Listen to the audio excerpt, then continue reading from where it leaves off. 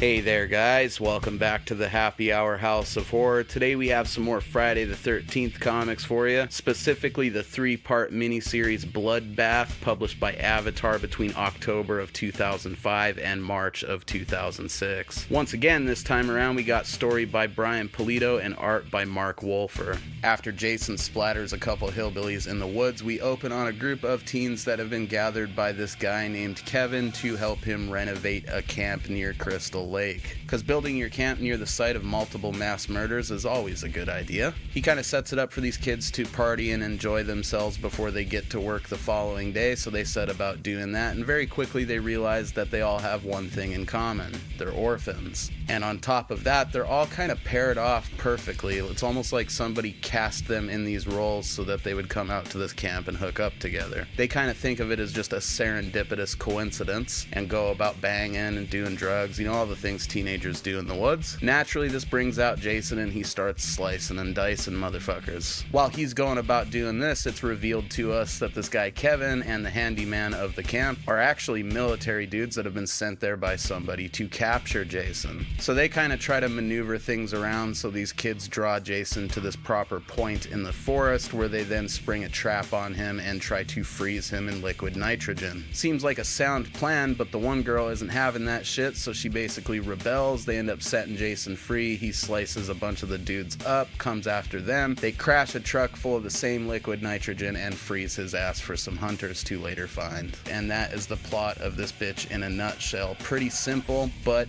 kind of genius in its own way. This plan of like luring Jason out with these teenagers and then freezing him in liquid nitrogen probably would have worked without the distraction of the teenagers still being alive and kicking. It's actually pretty similar to what they did in Jason Goes to Hell at the beginning of the movie, and seeing as how that's most people's favorite part of Jason Goes to Hell, this would have been a good stand-in lieu of that as a sequel. Really, you could have stood this in place of Jason Takes Manhattan and Jason Goes to Hell. See, my idea would be this. Have Jason resurrected by the boat tugging on the cable or whatever at the bottom of the lake, just like at the beginning of Jason Takes Manhattan, only have this plot line stand in for him going to New York. You know, maybe it jumps ahead a year and the government is out there trying to lure him out with these kids. They end up capturing him, and then in the sequel, we see that they're using him as like, you know, hit squad, dropping him off in foreign countries where we have conflict, maybe the Middle East, but naturally Jason would eventually, you know, get out of control, break free of them, and start killing his way across the entire world to make his way back to Crystal Lake. They even could have done a badass sort of Jason World Tour kind of ad campaign for it. I think it would have been pretty rad. Hindsight's 2020, but overall this is a great read, definitely a good addition to the Friday the 13th canon, and sadly a concept I don't think we'll see revisited too much on account of Avatar only did a couple more Jason books before they called it quits. Overall though, as far as the presentation of the book, the art is adequate. You know, it's pretty similar to the art on all the Avatar titles. Writing's a bit wooden, but you really don't need to pour your heart and soul into dialogue for a slasher comic. And at the end of the day, as simple as it is, it presents a really cool idea that they could have gotten more mileage out of. I don't know why Avatar stopped doing the Friday the 13th comics. Maybe they just lost the license or they weren't selling well, so they just decided to axe it and move on to something else. But unlike the previous two one-shots that we've done from them that were pretty fun little sort of morsels of Friday the 13th action, but you really weren't feeling like you were missing anything by it being cut short, Bloodbath actually feels like something I would have liked to have seen go for like 13 issues or something like that. So that's a shame, but all that stuff aside, I still highly recommend getting out there and checking it out. Highlights of the book would definitely be when he slaughters the hillbillies at the beginning. I just really liked the point of view shot out of Jason's hockey mask. Also really liked it when he stomped that dude's rib cage into that other chick by the lake. And just the whole concept of freezing Jason in liquid nitrogen is something I really enjoy. Putting that sumbitch on ice so you can use him later. Anyway, that's all we got on this one, guys. Hopefully you enjoyed this. Stay tuned for more Friday the 13th comics. Up next we have Jason versus Jason X, and then the Friday the 13th Fear book, and that will close out the run for Avatar. So until next time,